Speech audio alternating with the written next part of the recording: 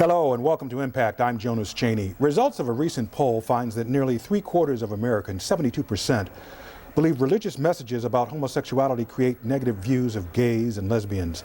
And nearly 2/3, 65%, think these anti-gay messages contribute to higher rates of suicide among LGBT youth. We'll examine these findings and introduce you to one interfaith network in Westmoreland County that invites LBGTQ persons and their families, friends, and communities to a unique and safe experience of worship. With me to discuss this, Ricardo Marsili, Renee Waun, Reverend Renee Waun. Thank you for joining us. Thank you. First of all, tell us about the Interfaith Network in Westmoreland County. What makes it so unique? Well, the Interfaith Network in Westmoreland County is really unique because it was a collaborative and a faith-based collaborative that evolved from within the community. About 8 months ago, I had the good fortune of meeting some LGBTQ young adults whose faith life and spiritual life was very, very important. And the experiences that many of those wonderful young people had in their faith life was very troubling, where they had received messages that were very demeaning, or they were condemned as a result of who they felt they were as a person that was LGBTQ.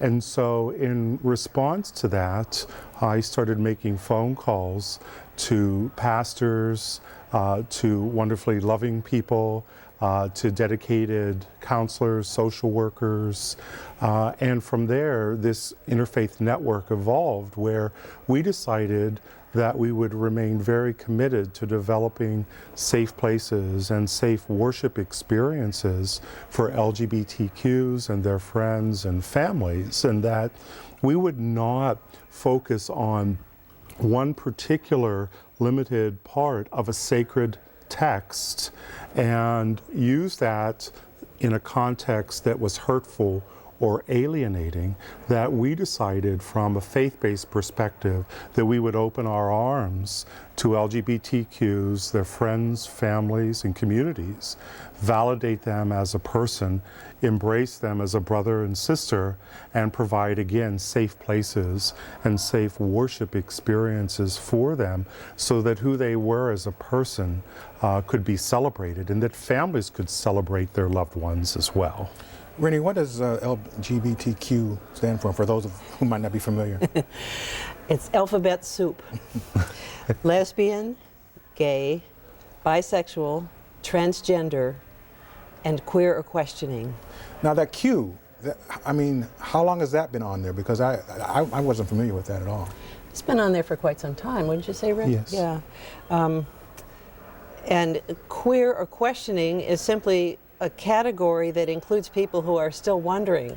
You know, not everyone knows when they're born, as they grow, exactly what their sexual orientation is. And sometimes it's a discovery that you make about yourself. And so questioning is really a good term for that, because at some point in a person's life, not all heterosexuals go through this, but many people question, who am I really? And there's a moment of doubt. And then for some people it results in discovering that they are gay or lesbian person or transgender person. And so that's why the Q is on there, to allow for the fact that some people are still kind of coming out even to themselves. We have a few minutes left in this segment. What do you think the most important thing that the Interfaith Network can do? What is its basic mission overall? Well, some people feel very isolated in their experience, especially GLBT people who may live further out from the city, and you tend to associate the city with, lots of support groups and lots of different communities and lots of variety and difference and so on. But out in the hinterlands, let's say, it's a little harder to find those support groups and for those communities that can give you that support. And so here in Westmoreland County now, we're hoping that this will be a kind of home base for people who are further out from the city and don't really know who to contact and how to get into the city of Pittsburgh all the time. Rick, how important is it to feel safe in an interfaith type community? Well, it's very, very important. I think First off, to feel safe in your own community is critical, and to be able to go into a worship service or a faith-based community knowing that you're not going to be judged, that you'll be accepted for who you are as a person, validated for who you are as a person, is critical, so that people's own faith and spiritual development can occur rather than being shamed or blamed or becoming guilt-ridden. So this experience of safety in all communities is really important, and as Reverend Waun said, is critical, especially in very rural communities where LGBTQs can very easily become very isolated in nature.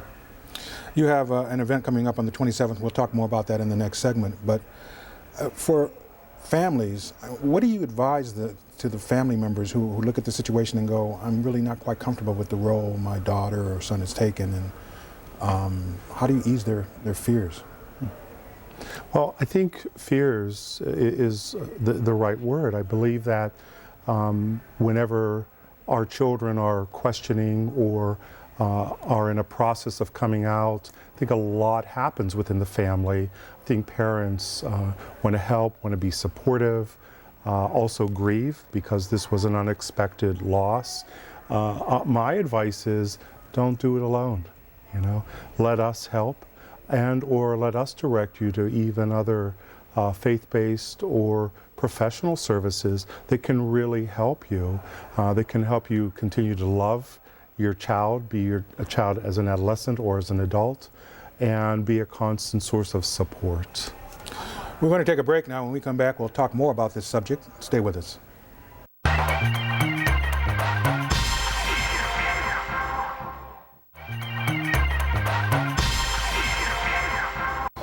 Welcome back to Impact, talking about LGBTQs and the relationships they have with their families, friends, how to maintain their safety.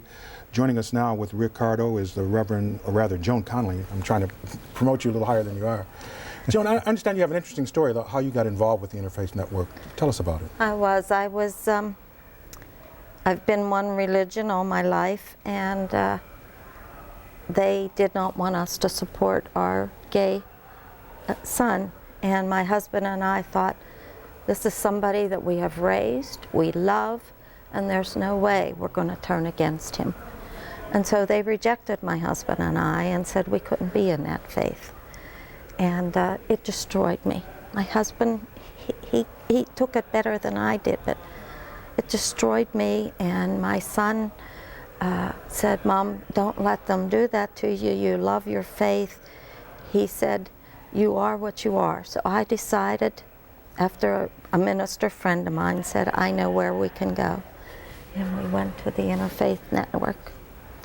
And the love that is given at this, the guidance, pulled me through. It helped pull my husband through, because I would go home and he's not a joiner, and I'd go home and tell him what we discussed and how they helped me. And I decided at this time in my life, it's time for me to help other people.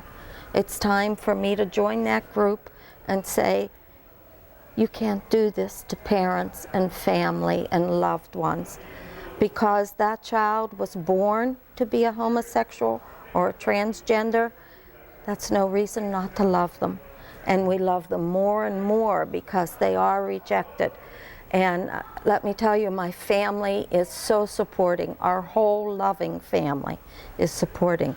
So for my faith to reject me blew me away. But my Savior is LGBTQ, and I plan on giving as much of myself as I can to this organization. So what was your reaction when you first learned that your son was gay? I knew all along my son was gay. I knew since he was a small child, and I told my husband that. And he said, I think you're wrong. And I said, no, I know I'm right. And he was about 7 when I first said it. And he came out to the public when he was 18, and my husband said to him, your mother always knew. And I did, so I wasn't shocked. I didn't love him any less. I feel that I have to protect him, which a mother and father always feel. But my son is now older, and he is one of the most wonderful people you would ever want to meet. And I would like the world to know that.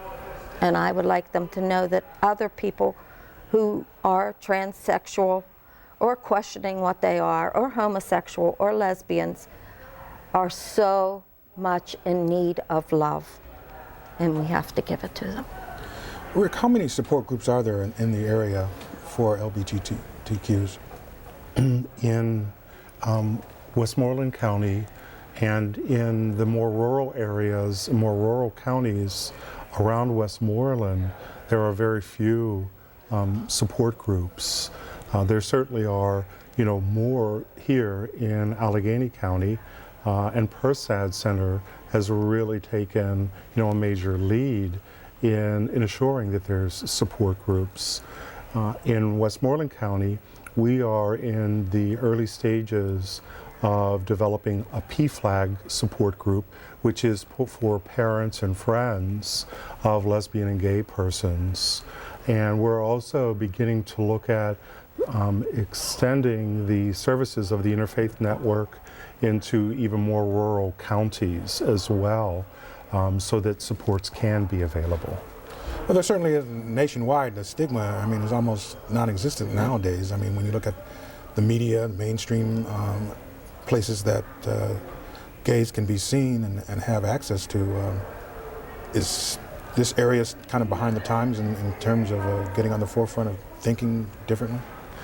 I'm not quite so sure about that, but what I do know is that there is still a lot of lack of understanding, Yes. Or fear or confusion from communities. And I think those particular things again intensify fear, as well as then create this barrier and push LGBTQ persons away. I don't know what it would be like to live in a community and be afraid to be who I was. But as I've listened to courageous stories from LGBTQs over the last 8 months, that is a lived reality, that persons at times are fearful of their safety, or they may go to places that were to be safe, such as faith-based communities, and they're ostracized or condemned or shamed or told they're going to go to hell. And so, yeah, we have a lot of work to do, and I think that's beautiful. I think that there is a great challenge, but I also like to think that communities and rural communities are up for it.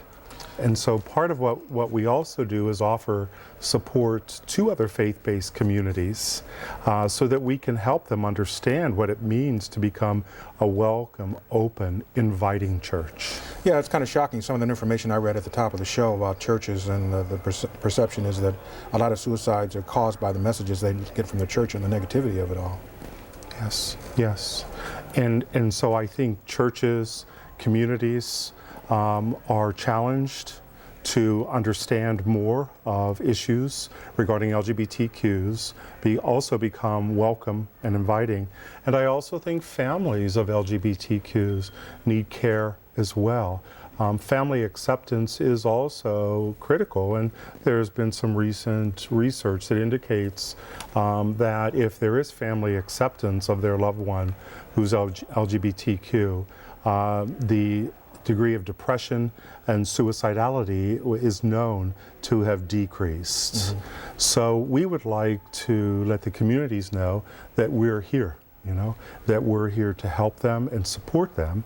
And we are offering our first worship service, which is going to be on Sunday, March 27th. We have some information we can put up on the screen, I think. There you go. Yes. At the Irwin United Church of Christ. Yes. 400 Main Street in Irwin, and at 3 p.m. And also the phone number is associated with the Prasad Center? Correct. It's 1-888-873-7723, extension 218, if you'd like more information. Listen, I think what you're doing is a wonderful thing. It's much needed, the support group obviously, and I want to invite you back as we continue to explore this area, which remains controversial for a lot and mainstream for others, and hopefully we can bring the two together. Wonderful. Thank you, Jonas. Very nice talking to you. Thank you so much. Thank you. Of course, Rick will be back in the next segment as we talk about something that is prevalent on an NBC show called Parenthood, Asperger's syndrome. Stay with us.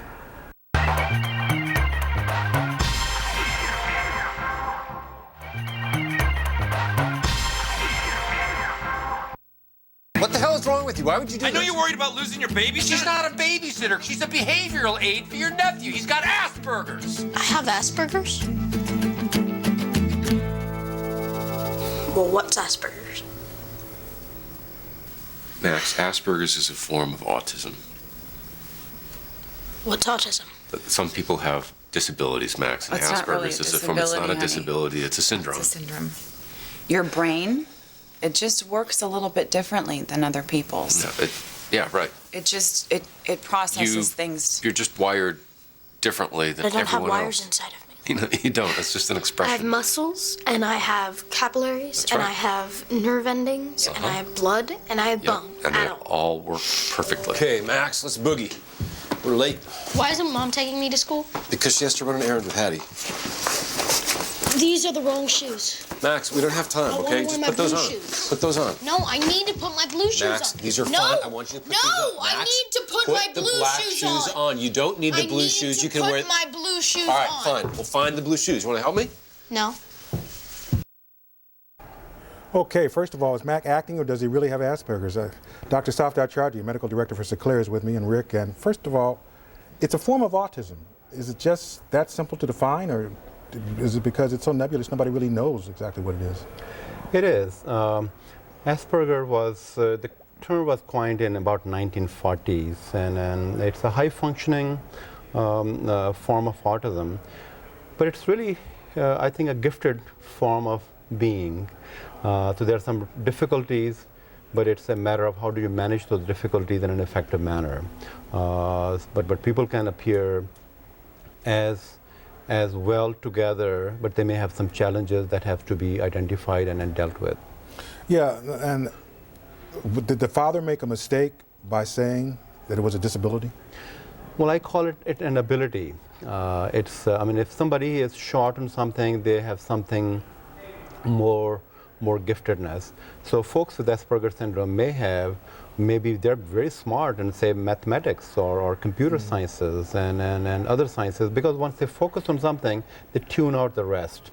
And that's where the problem begins to appear to the people who, quote, are normal. Now, the psychologist later in that segment of Parenthood said to the parents, to the mom who was crying, she said, well, should I not have cried? And he said, well, that kind of indicates that Asperger's is something to mourn. Yeah. If things don't happen according to the way we like them, we as the parents or families or community begin to see it as if this is not right. Mm-hmm. Whereas the purpose of this conversation is really, Jonas, to kind of begin to recognize that these things happen to people like you and I. I mean, you and I may have children or friends or family who may have this condition. And it's a matter of how do we know what's happening and how do we effectively manage that. In this particular clip, the parents are on the run, and it's very hard to work in a rushed manner with somebody who needs to understand what's going on. So the kid is saying, I need some time to understand what's happening. Mm-hmm. But making the comment that somebody has that it's just perfectly okay. Yeah, Rick, at one point the father said, you're wired differently, and you saw what Max said, wait a minute. And he specifically went down the list. I mean, he could have been a physician for that matter. Mm-hmm. But what do you do in terms of treatment for this particular disorder? Okay. Well, and I think as Dr. Chaudhry had mentioned, we really don't see it as a disorder or a deficit.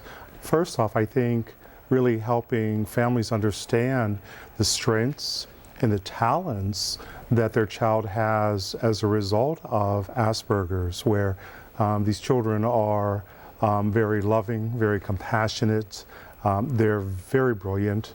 They love to, as you saw in the clip, they love to put all the pieces together. So they'll make fantastic mechanics or scientists or physicists. So first off, I think it's helping everyone understand the inherent strengths that children have with Asperger's. I think another piece to Asperger's is the sensory nature of Asperger's, where these wonderful kids and young adults, at times their emotional life can get a little complicated because they may feel happy, happier, very happy, sad, mad, scared, confused, and their emotional life gets overwhelming and they perseverate. So there is a real sensory nature to treating them and to their experience. The beautiful piece is that they can, with assistance, learn to identify their emotions. Also, we find great success with the use of dialectical behavioral therapy. We find great success in teaching these children mindfulness skills, relaxation skills, concrete skills that help them do their homework, because they're also very ritualistic in nature, and there's a strength to that. However, if the ritual doesn't go just like this, and if it veers a little bit this way, they get very anxious and very agitated.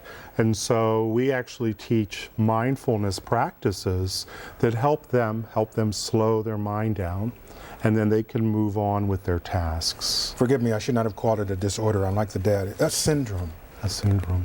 But now, what about if you're a public school teacher and you have someone with Asperger's in your class? I mean, is there enough known about this to give people who have to deal with them on a daily basis ammunition to make things okay? It is really training the folks who are involved in this whole conversation, and teachers and school aides and the school administration, in addition to the parents and families, really need to learn that these are syndromes of gifted children, and then with the proper, simple methodologies, they can be helped greatly, rather than both parties getting very frustrated. Mm-hmm. Rick, what's the difference between treating a child with Asperger's and treating an adult? Because it stays with you, it doesn't like disappear all of a sudden. Well, I think that's a really good point. First off, I think there are similarities. It's really based on the person and what their needs are.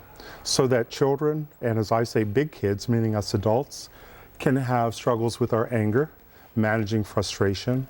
You'll also find with some children and adults in the spectrum or with Asperger's, they have high anxiety, and so therefore they don't always learn social skills that are useful.